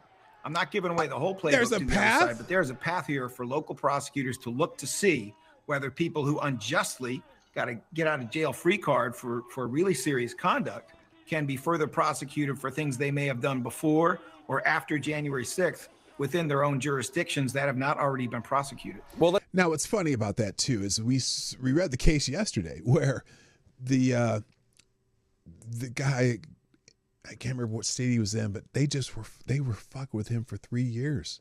They doing searches of his house and they were stealing. They took all of his documentation for his business, and then had another agency come in and demand that documentation while the other agency took it away and whatever. They can screw these people quite a bit. Now, exactly. This is the definition of malicious prosecution. Let's talk about what exactly you mean. So let's say there's a Philadelphian who drove down to D.C. and there is hard evidence that this person engaged in the Capitol riot and they has no jurisdiction. It did not happen in Philadelphia. Physically assaulted a police officer. Where is your jurisdiction in None. that if his crimes None. were committed in Washington, D.C. on federal None. prosecutor? Where does the Philadelphia district attorney have a right to charge that person? Zero. The focus for most state prosecutors should be what happened within their jurisdiction. It's not what happened on Okay, well January then what 6th. they do? It might be what happened in October or in November. Like that what? has not been prosecuted and occurred within the jurisdiction. Texting, phone calls, emails, what? Reservations for transportation or for hotel. Really? Oh, they made a reservation to stay at a hotel in Washington, D.C. What law did they break? What law did they break? In what state law did they break to go to another city? Conspiratorial activity could give rise to a local charge, meaning a state charge of criminal conspiracy, illegal use of communications facilities, firearms charges. Let's remember there were caches of weapons, improper use of money, threats, things of that sort. I think what we all have to do, for those of us who are concerned about the most serious offenders here who have gotten a get out of jail free card from a president who has 34 felony convictions, I think. There it is. Wait till those get appealed and they can't say that anymore. Wait till those are appealed and they can, and then successfully, and they can't say that anymore. What are they going to do? Well, he was convicted of 34 felonies and he got off on a technicality. Oh, no. These are not technicalities. These are the twist. It's got to be in the New York courts that they're going to look at this and look at the twisting of the law and throw it out because it's all bullshit. I think we have to look at all the conduct that occurred before and after that was not specifically occurring in D.C. on January 6th. You have nothing. You have nothing. They should be embarrassed. By the way, meanwhile, Krasner owes $150,000 in overdue taxes on his prime location property, apparently. Someone here says, this is why I've been championing libertarians, conservatives, and Republicans to leave blue cities and states before it's too late. And apparently he was meddling in I don't know what that means, but again, on what basis? Perhaps Krasner is derelict in his duties as DA to prosecute real criminals in Philly, but he has taxpayer funds to spend on a low probability fishing expedition against activities in D.C. Perhaps the Pennsylvania legislature wants to renew their impeachment of him. But I can tell you, having spent 25 years of my... Yeah, go screw yourself, dude. GFY.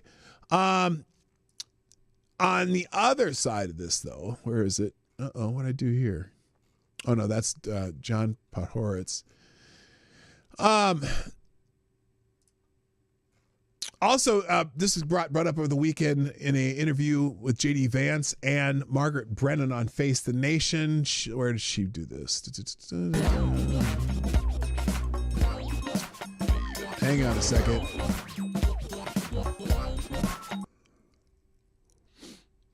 Oh, this was mostly about migrants. Where's the J6 part?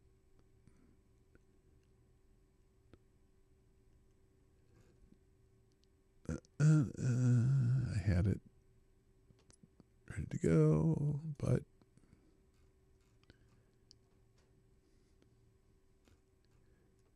all right. Well, I don't know what happened to that. In Breitbart, we have a whole section here, or an article on J.D. Vance's interview with Margaret Brennan, and he he did quite the job. I'm not going to go through it now.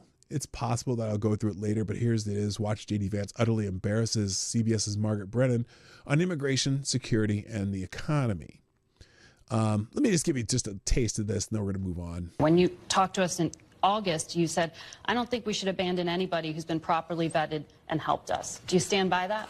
Well, Margaret, I don't agree that all these immigrants or all these refugees... This is related to the fact that they are putting a halt on some bringing some Afghan people to the United States because they want to go through a better vetting process. Refugees have been properly vetted. In fact, we know that there are cases of people who allegedly were properly vetted and then were literally planning terrorist attacks on our country. That happened during the campaign, if you may remember. So clearly not all of these foreign nationals have been properly vetted. But there are 30,000 people in the pipeline, Afghan refugees. But my primary concern as the vice president, Margaret, is to look after the American people. And now that we know that we have vetting problems with a lot of these refugee programs, we absolutely cannot unleash thousands of unvetted people into our country. These people are vetted. Good.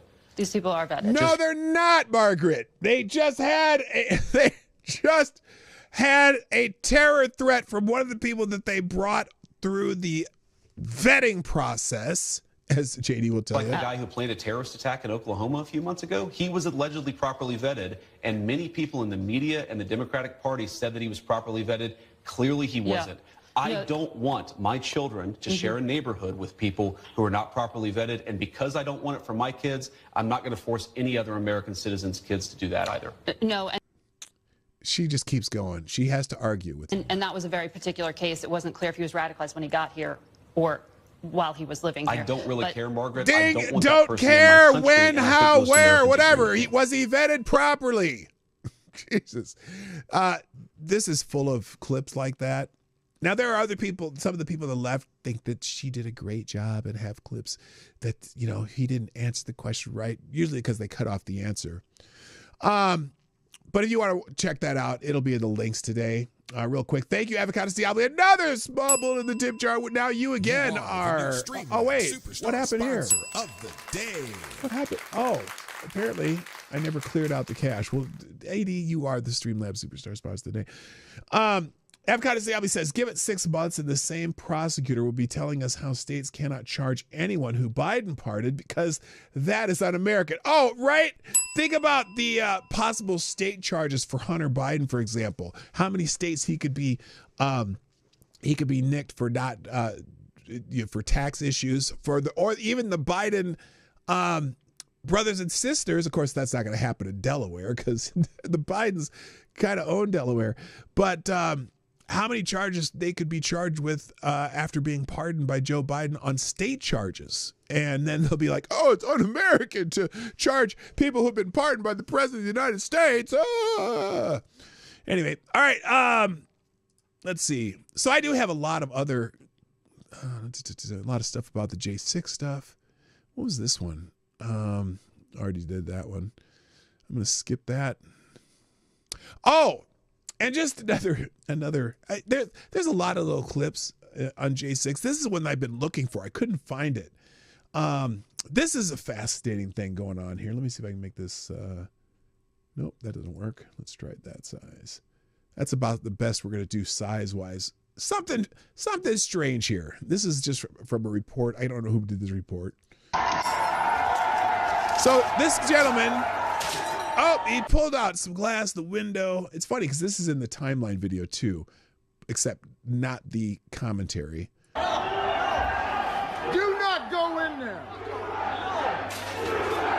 Now that guy, this guy dressed in black with the mask, whatever, like what is he doing? And then why is he pushing this guy away who tells him don't go in there?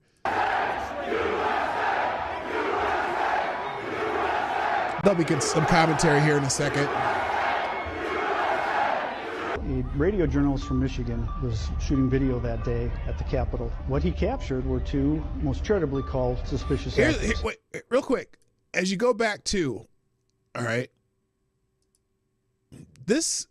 notice this guy is standing there. Is that a Capitol police officer that was there for a second and then he left and this guy starts breaking open the glass? Video that day at the Capitol. What he captured were 2 most charitably called suspicious actors, but they are dressed in such a way that led him to believe that they were I feel like this is a fucking trap, this guy's saying to the other. Government agents, and one of them, after the windows had been broken by a protester, it was encouraging people to pull the rest of the glass out and go inside. Bobby Powell, who was the journalist that had shot it, and he has his camera rolling, Hello, Selected Boy. That would be illegal. And that wouldn't be a good idea. He warned people off not to go into that window. And then he turned his camera around and he caught this agent or suspicious actor pulling a large pane of glass out, this tempered glass. It kind of folds into itself, crunch onto the ground. When he realized he was being filmed, he quickly dropped it. It seems apparent on the video that he did not want to be seen doing what he just did. Hello, GDSOB. So he pulled in a protester and started blaming him. He said, what are you doing breaking that window? The poor fellow that was being accused didn't know what was going on. And then he gave him a couple of really good shoves and cocked his arm like he was going to punch him. We don't know. His facial image is not on any of the Sedition Hunters sites or the FBI's most wanted site, but he clearly was committing criminal damage to property. And where is that guy? Did they ever get him? You know, again, it raises a question of why. A trap? No, I doubt that window had a penis. Stop doing that. You keep distracting me. Also, the individual trying to, again, opening the window up is even encouraging people to enter, I believe, as well? Yes. What's he saying? Well, he said, why don't y'all open the rest of it up? Why don't you guys open up the rest of it? Because I think that would probably be illegal. Oh, I know, my glasses. So, yeah, that's one that I've been trying to find for a while. I just found it, saw it today.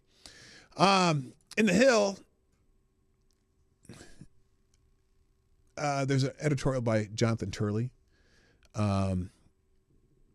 Judges are raging over Trump pardons. Even though President Trump has made it a campaign pledge to pardon those, or had made it a campaign pledge to pardon those involved in January 6, 2021 Capitol riot, the roughly 1,500 pardons Trump issued on this first day produced familiar reactions from politicians and pundits. The Philadelphia District Attorney Larry Krasner pledged to pursue those pardons or commuted with new charges on the state level, eclipsing Manhattan District Attorney Alvin Bragg in repackaging federal crimes as state offenses. Others cited pardons as evidence of even a greater plot or purpose. On MSNBC, former NAACP Legal Defense and Education Fund head Sherilyn Ifill declared that the pardons were part of a plan to build an army of brown shirts. Yes, the grannies and the people who didn't commit any violence, which were most of the people charged, they're not building an army. Not to be outdone, Representative Jamie Raskin warned that Trump was issuing pardons to create a reserve army of political foot soldiers to act on behalf of MAGA and Donald Trump. Such hyperbole, particularly the Nazi references, is now commonplace. Indeed, the left jumped the shark on the Nazi mania and the death of democracy mantra months ago. This week, however, some of the most strident comments seem to be coming from the federal bench itself. Indeed, some judges used dismissal hearings to launch into what seemed at point like cable-ready commentary. Take District Court Judge Tanya Chutkan, an Obama appointee who had previously presided over Trump's election interference case. Chutkan had been criticized for failing to recuse herself from that case after she made highly controversial statements about Trump from the bench in a sentencing hearing of a January 6 rioter in 2022. Chutkan said that the rioters were in loyalty to one man, not to the Constitution. She added then, it's blindly loyal to one person who, by the way, remains free to this day. That one person was still under investigation at the time when Trump was charged. Chutkan refused to let go of the case. She then pursued Trump with a vigor second only to special counsel Jack Smith. On the latest hearing, Chutkan again decided to use the bench to amplify her own views of the pardons on January 6. She proclaimed that the pardons could not change the tragic truth and cannot whitewash the blood, feces, and terror that the mob left in his wake. By the way, the whole feces thing, that's a myth. That was a lie. And also even the blood, they didn't leave any blood. Anyway, it cannot repair the jagged breach in America's sacred tradition of peacefully transitioning power. In fairness, judges often express the gravity of offenses at sentencing, and most of us certainly share the strong revulsion over what occurred on January 6th. However, these cases are being dismissed after an election whose winner explicitly pledged to close the prosecutions through executive clemency. The defendant in her courtroom was there to have a required dismissal entered in his case, not to hear Judge Chutkan speaking truth to power. In this case, she is the power. It is the power to rule dispassionately on the specific case before her. It is not the power to hold court on the merits of presidential decisions. Down the hall, Chutkan's colleague, Judge Beryl Howell, also an Obama appointee, lashed out at Trump's actions, writing, quote, "This court cannot let stand the revisionist myth relayed in this presidential pronouncement." Yet all of that paled in comparison to what her colleagues, U.S. District Judge Amit Mehta, also an Obama appointee, did with his January 6 cases. He ordered J6 defendants to seek prior approval before going to Capitol Hill or even coming within any of the 69 square miles of the nation's capital. Thus, Mehta practically banished Oath Keepers founder Stuart Rhodes and 7 other defendants. It does not appear that the Trump Justice Department requested such a restriction, but Mehta was able to impose them because those defendants had received commutations rather than pardons. A commutation does not require the dismissal of a case, and courts are generally allowed to set conditions for released defendants. However, these are new conditions imposed after presidential commutations. More importantly, they could affect the exercise of First Amendment rights, from free speech to free association to the right to petition the government. For example, Rhodes and others would have to disclose intended meetings with members of Congress or participation in political events. Rhodes previously asked to speak to the House committee that investigated the riot, but the Democrat-controlled committee refused to allow it. A Yale law graduate, Rhodes insisted that the hearings be conducted in public, the very condition Hunter Biden made with support of some of these same members. What if Rhodes now wants to meet privately with members to supply his testimony? He would need Meta to approve it and potentially make such plans public. In my book, this is Turley speaking, The Indispensable Right, I discuss the J6 cases and serious concern over what the top Justice Department officials called the shock and awe campaign to make an example of the defendants by throwing the book at him. Nevertheless, even though I opposed the seditious conspiracy charges on legal grounds, I did not support the pardoning of violent offenders who attack police officers. The court system plays a key role in either tamping down or fueling rage in society. The book details how rage rhetoric often becomes state rage during periods of crackdowns on free speech. Over the last 2 centuries, some judges used their courtrooms to lash out at political opponents, anarchists, unionists, and communists. I was particularly concerned in these cases with the sentences that seemed visceral, even gratuitous, in denying free speech rights. In Washington, judges imposed limits on what political views defendants could read or share. For example, Judge Reggie B. Walton, a Bush appointee who had previously called Trump a charlatan, had before him a typical January 6th case, that of Daniel Goodwin, 35, of Corinth, Texas. Goodwin pleaded guilty on January 31st, 2023 to 1 misdemeanor count of entering and remaining in a restricted building. It is a minor offense that generated little jail time. However, Walton faulted Goodwin for appearing on Fox News and spreading, quote, disinformation, end quote, and so he ordered the government to monitor what he was viewing and discussing. The D.C. Circuit Court of Appeals rebuked Walton for that surveillance order, but he doubled down. On remand, the Biden Justice Department insisted that Goodwin was unrepentant and still viewing extremist media. Oh, what the hell happened there? This thing just jumped on me. Walton therefore determined that the risk was too great in Goodwin spreading false narratives when we are on the heels of another election. Now his colleague is similarly ordering that those freed under Trump's commutation will disclose and seek approval to go to the Capitol to speak with members and other citizens. Many of us long view the January 6th riot as a desecration of our constitutional process. Few people want to defend Rhodes or either the Oath Keepers or the Proud Boys. Except half of those weren't even there. They sentenced to 20 years. However, the First Amendment was not written to protect popular speech or popular individuals. Ding. The Meta order should not push President Trump toward converting these commutations into pardons. It should also not prevent us from questioning the court's authority to regulate the exercise of First Amendment rights. So there you go. All right. There's more stuff here about January 6th, but I'm going to skip on. Here's the Vance clip on January 6th. Let me just do this one and then we'll move on. Here's Brennan decided. Brennan went after Vance for the pardons too. 2 weeks ago, you were on Fox News and you said if you protested peacefully on January 6th and had Merrick Garland's Department of Justice treat you like a gang member, you should be pardoned. If you committed violence on that day, obviously you shouldn't be pardoned. Did you counsel the president against these blanket pardons for 1,500 people? Well, Margaret, I noticed, including those who committed violence. Margaret, I noticed that you cut off the thing that I said immediately after that. The full quote is that, of course, there are gray areas. And here's the nature of the gray area. Merrick Garland's Department of Justice denied constitutional protections in the prosecutions. There were double standards in how sentences were applied to the J6 protesters versus other groups. What the president said consistently on the campaign is that he was going to look at a case-by-case basis, and that's exactly what we did. We looked at 1,600 cases, and the thing that came out of it, Margaret, is that there was a massive denial of due process of liberty, and a lot of people were denied their constitutional rights. The president believes that.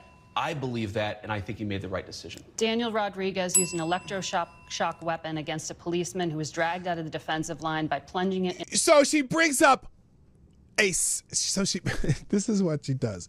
So you're going to bring up the worst thing that you can think of and try to apply that to all 1,500 cases. That's what she's doing. And that's what a lot of these people in the media do. There's another one I do want to into show the you. officer's neck. He was imprisoned, sentenced to 12 years, 7 months. He got a pardon. Ronald McAbee hit a cop while wearing reinforced brass knuckle gloves, and he held one down on the ground as other rioters assailed the officer for over 20 seconds, causing a concussion. If you stand with law enforcement, how can you call these people? You don't give a fuck about law enforcement unless it's someone on the right doing something. And obviously what these guys did was wrong, and Trump made the decision to pardon them. What do you want J.D. Vance to do about this? I'm just curious. Unjustly imprisoned. Margaret, you're separating, there's an important issue here. There's what the people actually did on January the 6th, and we're not saying that everybody did everything perfectly. And then what did Merrick Garland's Department of Justice do in unjustly prosecuting well over 1,000 Americans in a way that was politically Is motivated? violence like that against a police officer ever justified? Violence against a police officer is not justified, but that doesn't mean that you should have Merrick Garland's weaponized Department of Justice expose you to incredibly unfair process, to denial of constitutional rights, and frankly, to a double standard that was not applied to many people, including, of course, the Black Lives Matter rioters who killed over 24 people and never had the weight of a weaponized Department of Justice come against them. The pardon power is not just for people who are angels or people who are perfect. And of course, we love our law enforcement and want people to be peaceful with everybody, but especially with our good cops. That's a separate issue from what Merrick Garland's Department of Justice did. We rectified a wrong, and I stand by it. Good for him. Good for him. Well said. That's amazing. All right. Last thing I want to talk about today, and apparently the hottest topic of the week, eggs. Boy, oh boy, oh boy. I've never heard so many people talking about eggs all in the same week. It's just amazing how important eggs are this week. Everyone bitching about eggs. Apparently, and I noticed this, I went and bought some eggs this week, and I bought 2 dozen eggs over at Sam's Club. They cost me $9 because, and these are the cage-free roaming chicken eggs. They sell it at Sam's Club. Two dozen for $9, which I thought wasn't a terrible price. It's not a great price. Sometimes they used to be like $7.50, right? But oh my God, the people are talking about how Donald Trump, the price of eggs are up because of Donald Trump. And I was like, what? Donald Trump's been in office for 5 days and the price of eggs gone up. And I'm like, so, I wish I had some examples because now people are laughing. Here's one. Here's one of these shill accounts that fluff Democrats. Call to activism. Trump, starting on day one of my new administration, we will end inflation. They'll start working on day one. Egg prices are up. Gas prices are up. Prescription drug prices are up. What a crock of shit. Wait, what? What? We're 5-6 days into the new presidential term, and you're mad because the price of eggs. Here's Harry Sisson. Egg prices, gas prices, housing prices, grocery prices, rent prices, and more continue to go up. You mean like the trend they did from the last 2 months? Remember, by the way, the reports that they are reading on that kind of stuff that came out on the 15th of January, well, President Biden was still in office, are the prices trending from December 2024, which I believe President Biden was still in office there. Okay, I believe President Biden was still in office. Which is so to which someone said, "Where is all of MAGA screaming that prices are too high and that the president can control it? They're all quiet all of a sudden." Yeah, no. Troll says, "Become a chicken farmer." I'm just saying. So there's some decent money in it. Yeah, man, if you got a chicken coop in your house, go sell that shit at the farmer's market. Anyway, Democrats complaining about eggs and the price of eggs suddenly. You do realize Biden did that, right? You're complaining about Biden. You're complaining about Biden right now. So anyway, a couple, here's Rashida Taliban on the floor of the House of Representatives. She's out there, you know how they like to go out there and they'll make speeches in front of nobody so they can have some video of them making a speech about something. Here's Rashida Taliban talking about the price of eggs. This is hilarious. Eggs in my district are $9.19. Oh my God, $9.19. Now, I'm looking at this. That's for an 18 pack. Someone said they paid $9 for an 18 pack. I got to tell you something about this, by the way. The state of Michigan, during the pandemic, I guess there was some kind of egg shortage, but also the state of Michigan passed a law that you can only sell free-range grass-fed chicken eggs. That you can't have any, just chicken eggs from the chicken factory, egg factory chicken eggs. They all have to be grass-fed chicken eggs or some, the roam around chickens, which raise the price of eggs in Michigan. But I'm gonna let you finish, Rashida Taliban. Or as one resident said, it's $10 to buy eggs, Rashida. I want you to think about this because the federal minimum wage is $7.25 right now. Oh, the federal minimum wage is $7.25 right now. Siri, what's the minimum wage in the state of Michigan? Why is she talking about the federal minimum wage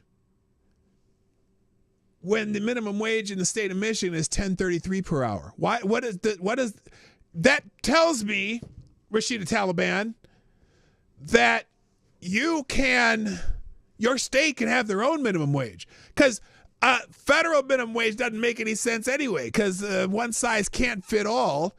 What are you going to do? Make the federal minimum wage match California's for, someone like, Enid, Oklahoma? What if you don't need a $25 or $20 an hour minimum wage in Enid, Oklahoma? And what jobs are there that people are doing at minimum wage, except for maybe server jobs who get tips anyway? But I digress. Here we go. Finish up, Rashida Taliban. So grocery prices, we know, are out of control, and our government is failing to lower costs for working families. Rashida Taliban, we're still on Biden pricing. You know that, right? Yeah, you made this speech 5 days into President Trump's presidency, and you're saying that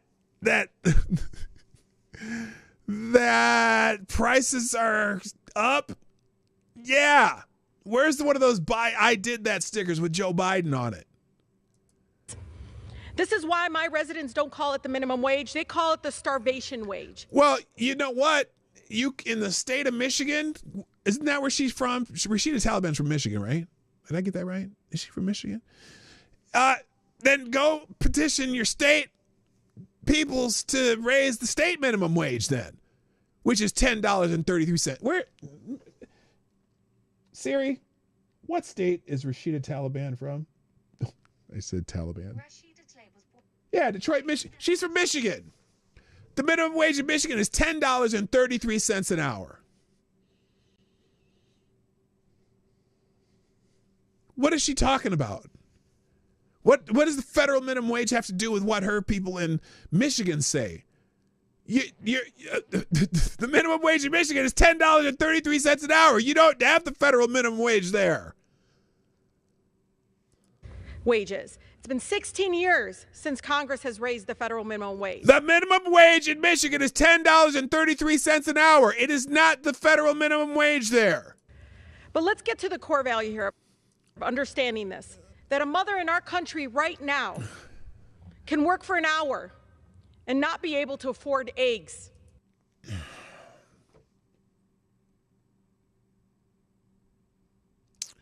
So if she works an hour,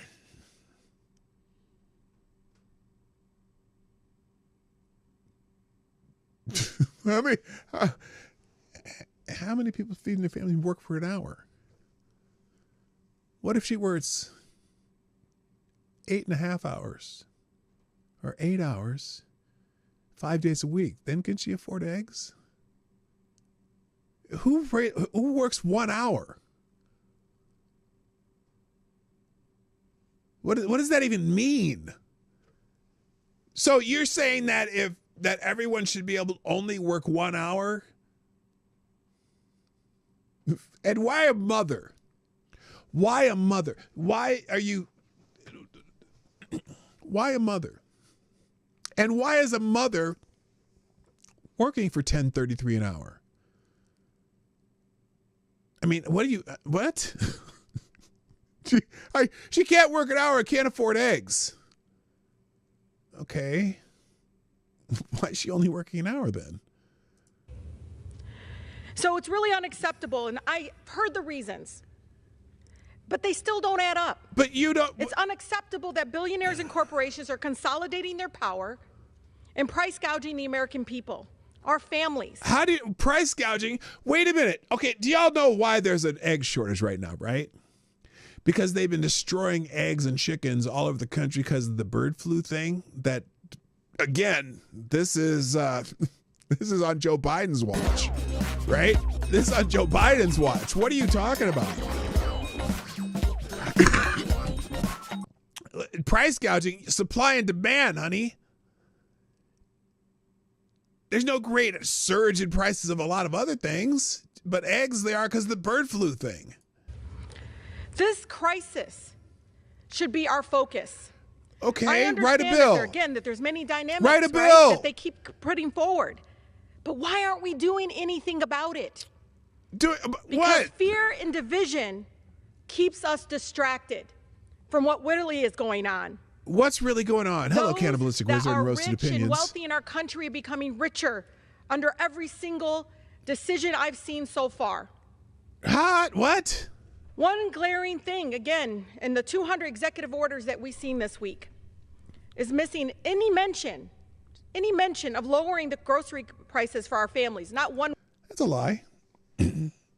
All the energy stuff that they're talking about is in order to lower costs for everybody, because everybody's got to get their products to market. And how do they get into market? By using certain types of energy, trucks, trains, boats. And if you lower energy costs, you lower costs for producers. So that's not true. And what else did you expect, Rashida Taliban? Real quick, thank you, Tyre Alexander. Tyre the Eggmaster says, with a 230, says, these commie fucks expect Rome to take a single day to rebuild after fucking barbarians have sacked the city. This isn't going to take a day. Come talk to me in a year. Calm your commie tits down. Go outside, Harry, and suck a cock. Okay, I read that with a little bit too much vigor, but thank you, Tyre Alexander. Appreciate it. Whoops, I don't know why I did that. Also, Avocados Diablo says, with a small bullet, Rashida is not even entirely correct. That mother could work an hour and afford eggs, just not the 18-pack. Oh, yeah, that's right. That's right. Bitch can't add. Word. We know there's been promises made by this current administration. You're 5 days in. On day one. But 3 weeks into the new Congress, we haven't seen a single... Wait a minute. No. You just changed that. Promises by the administration is not the Congress. What are you talking about? But 3 weeks into the new Congress, we haven't seen a single bill. Write one. If you are so smart and you got such a great idea, write a bill. You're the one up here running your mouth. Bill to come up to the floor on this issue. In my district, you haven't written a bill. They are drowning in high cost of health care. Thank you, Joe Biden. And don't get me started about our auto insurance, which is now up 40%. Thank you, Joe Biden. Many paying almost the cost of rent, the cost of their mortgage to have auto insurance. Thank you, Joe Biden. Required by law to have if you have a vehicle. Thank you, state of Michigan. Instead, we're seeing threats of tariffs that will drive grocery prices higher. Instead, we see them getting rid of protections for discriminatory actions by companies, Hello, Dutch. by What's actors up? that we know fully intend to benefit from racist policies. What?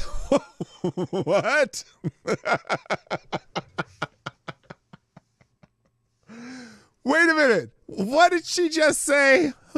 Wait a minute. I got to hear this again. We know fully intend to benefit from racist policies. What does that have to do with the price of eggs? Focus, woman. Focus. It's not Biden's fault. It's Whitmer's fault in this case. Yeah, Gretchen Whitler. I know that doesn't matter to the current president and his billionaire friends. They don't worry about the cost of a carton of eggs or milk or groceries, especially when the three wealthiest men in America who were sitting right behind the current president at his inauguration, their combined worth is irrelevant. Is irrelevant. It's irrelevant. It doesn't have... Jesus Christ. Understand, it's $911 billion. So are you saying they all have Scrooge McDuck vaults? It is clear that the billionaires now control our government. How many pictures have we seen of Democrats over the last 6 months during election season? How many pictures have we seen Democrats who've gone to go take pictures with Alex Soros? See, here's the thing, Rashida Taliban.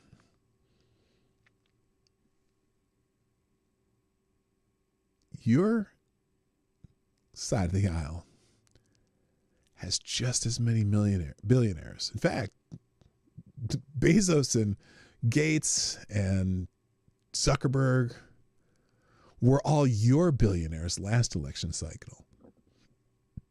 And Soros and whatever the dude from Google is. Those were all your billionaires. And you guys wrote legislation that went their way. It's funny how you never talk about your billionaires. It's amazing. And this chamber can't let that happen. It already did. We need legislative action to lower the did. cost of living for the American people. Legislative action will not lower the cost of living unless you find ways to make it cheaper for producers to produce. And the first one that they did, Donald Trump, is on energy. That's number one. That's where it starts, because you can't produce anything without energy. And everything Joe Biden did to raise the cost of energy that you're complaining about, everything that you talked about is dependent on energy. But you guys are trying to restrict energy to certain types of energy without having the transition energy to keep the cost low until those transition energies are available. You can't do you can't do the new without the old. It's impossible. So if you raise the cost of the old energy, it'll cost more to create the new energy, and it'll cost more to produce everything that we buy.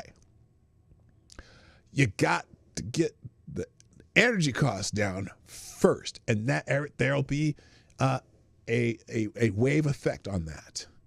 But no, see, you want to restrict energy.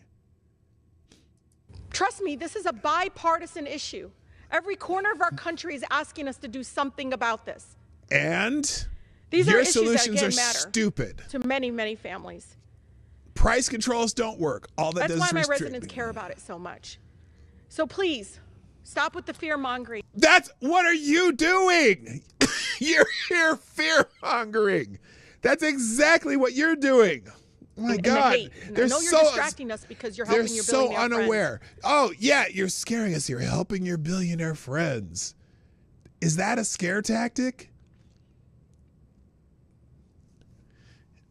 Is that a division tactic? But you're hurting so many American people that are drowning right now with the high cost of living. Thank you, Joe Biden. Everything right now is on Joe Biden. 5 days of the Trump administration, 3 weeks of a new Congress. Whatever they did in the last 3 weeks wouldn't be happening right now anyway. Thank you, Avocado Stiabli. This is fucking tiresome. An executive order that said prices will be lower would not be worth the ink used to write it, since the executive branch has zero authority to determine prices. Exactly. Good God. And then one more, and then I got to go because I'm already late. But here we go, because I don't even know what this is. All I know is Elie Mystal. This fucking wild, dude. Apparently, I guess it's white people why egg prices haven't gone in 5 days during the Trump presidency. I haven't heard. I just saw someone posted this clip, so I'm gonna play it, and then we're getting out of here. Ellie, it's been a fire hose of stuff going on in the federal government generally, in the Department of Justice fairly specifically this week.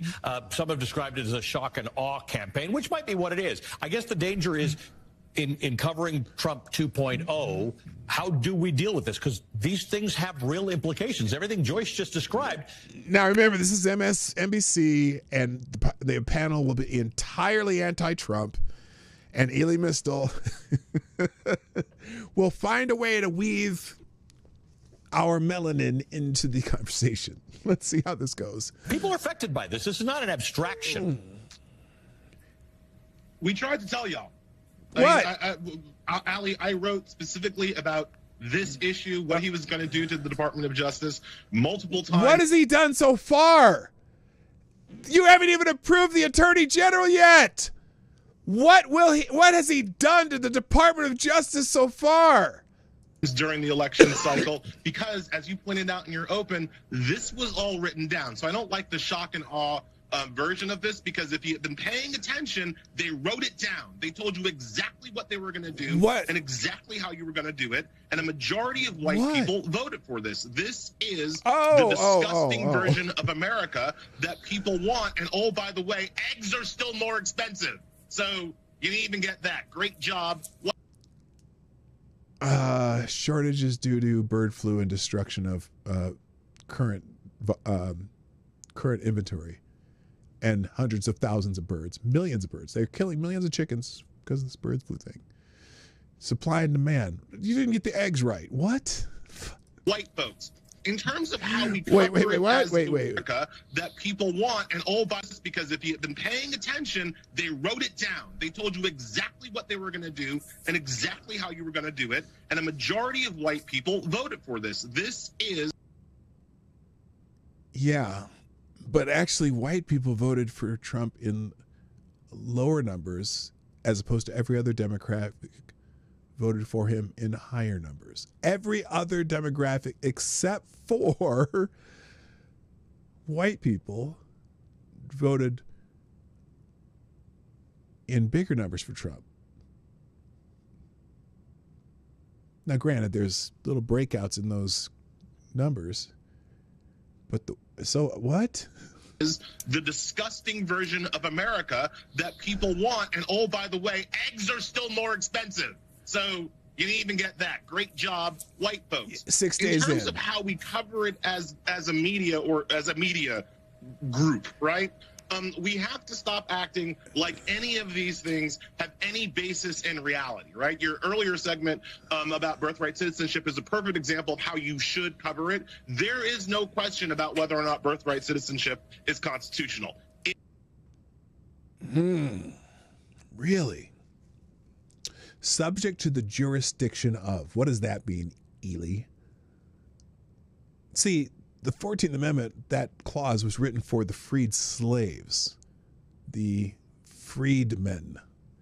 That's what that was written for, specifically for, because they were subject to the jurisdiction of the United States of America. And so if they were born here, they had birthright citizenship. They were subject to they were born here, and they were subject to the jurisdiction of the United States of America.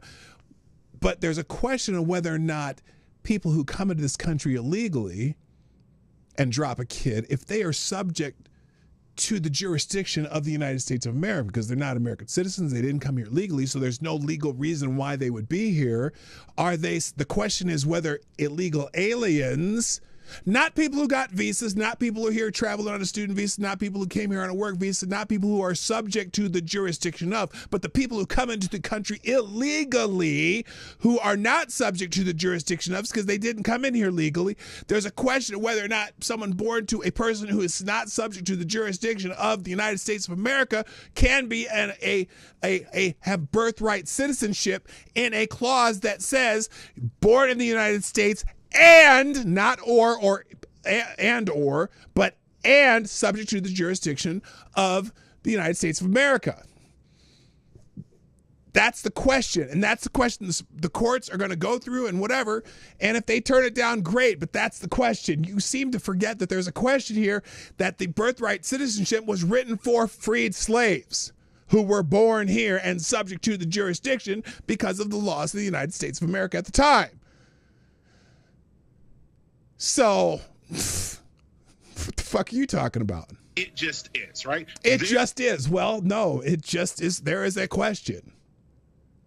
There is no question about whether or not the Civil Rights Act should apply. It just does. And every time the media tries to sane-wash Trump, whitewash Trump, explain Trump, defend Trump, what they're doing is muddying the waters on these issues that we have already decided, right? And I'm not saying that there's not a place for nuance. I actually wrote in The Nation about how if Trump wants to end DEI programs, that's legal. DEI is a policy. DEI is a policy invented by white folks who try to stop other white folks from being racist. If they want to end the policy, the next media question shouldn't be like, oh my God. He got part of that right. Yeah, it's white folks virtue signaling and hiring white women and gay people, because black men ain't benefiting from DEI. Ending DEI. The next media question should be, okay. And again, DEI, the people who benefit from DEI the most are already middle-class minorities and women and whatever. You're not uplifting anyone out of poverty with a DEI program. Sorry. So what are you doing to combat racism in employment and hiring? What are you doing to combat sexism in employment and hiring in the federal government, the largest employer in the country? Start at the education level, not at the hiring process. At the hiring process, it's too late. Because if the answer is nothing, well, then that becomes illegal. Well, then that violates the Civil Rights Act. That violates the 14th Amendment of the Constitution, the Equal Protection Clause. So the question has to be, you want to end DEI? What are you talking what's next, about? Right? It's all like, what are you talking about? No, you have people apply for jobs, and if they are well qualified, they get hired. What the fuck are you talking about? That's not discriminating against someone if they're not qualified. But again, that's not even the problem. It's not like you assume that every person who's black or every person who's a woman or every person who's gay or whatever, that they're not qualified for the job they're in. But you guys make it like they aren't by saying that, oh, well, we need to discriminate against other people to put these people in here. Hey, guess what? You know what? We're not as a group, but as individuals, we are capable. But you're telling us that we need a special program to be capable. Get the fuck out of here. Doesn't make any sense. Come on now. All right, I can't listen to him anymore. Plus, I'm late. Hey, look, I'm going to just go ahead and I'm going to call it a day. Unfortunately, but I do have a lot of links in the in here. Also, like I said, wait, what did I just close? No, I closed the wrong one. Damn it. Reopen that. There we go. Okay. In links today, I also included 2 of the January 6th movies. Oh, that's what I was trying to do. One, the January, A True Timeline. I watched this yesterday. It's very good. Gives you a lot of, probably a lot of stuff you'd never heard about January 6th as far as the timeline of things happen. Also, it shows that, that argument that, no, Donald Trump waited 3 hours before he did anything about January 6th. You know what? In less than an hour from the time that he got done speaking, he did his first tweet about, hey, we got to remain peaceful. We got to support our law enforcement. It's funny because they say he did nothing, but then this timeline shows exactly the things he did. So that's interesting. And let's see, trying to think what else is in here. Oh, and then this one, I haven't seen this one. I'm going to watch this one today. Everything Wrong with the Capitol Riots in 889 Angles, Act 2. I guess this is part 2 of a series. Let's see. Upon further investigation, I obtained clear footage confirming that Joshua Blackhorn was struck with an FN 303 round. At some point, we'll re-edit Act 2. Okay, there's a whole lot of shit going on that you never would have heard of from the January 6th committee. And also how the police that were involved did a really good job of antagonizing the J6 protesters as much as they possibly could. There was a couple officers that they show that really loved them rubber bullets and trying to, without proper, without proper tactical warnings, basically just started shooting at the crowd. So you're going to see that and much more in these videos. It's very interesting. Shit you'd never heard before. So I am going to drop these links in the chat. I got to go. There's that. And wait, why is it locals login? Okay, never mind. Here we go. Let me drop these links. Here are the links. There we go. And they'll also be in the description. That's it. I got to go. See you tomorrow. My name is Dawg Knight. And where is it? I am out of here. Bye-bye. Have a great day. Hey, this is Dawg Knight, and thanks for watching today on the Dawg Knight Channel. If you have an observation or remark you'd like to make about this video or my channel, I absolutely welcome you to write it in the comment section down below. I really look forward to hearing from you. And before you go, if you like what you saw but you're not already subscribed, please make sure you hit the subscribe button and definitely click that bell that pops up afterwards so you'll be notified when I post new videos or when we go live. I broadcast my live show, The Morning Night Live, Monday through Friday at 10 o'clock Eastern, 9 o'clock Central. A special thank you to all the supporters of this channel who share our videos on social media and who make donations through Streamlabs, YouTube, Venmo, and Cash App, which are all linked in the description down below. Thanks again, and until next time, I'm Dawg Knight, and I'm out of here.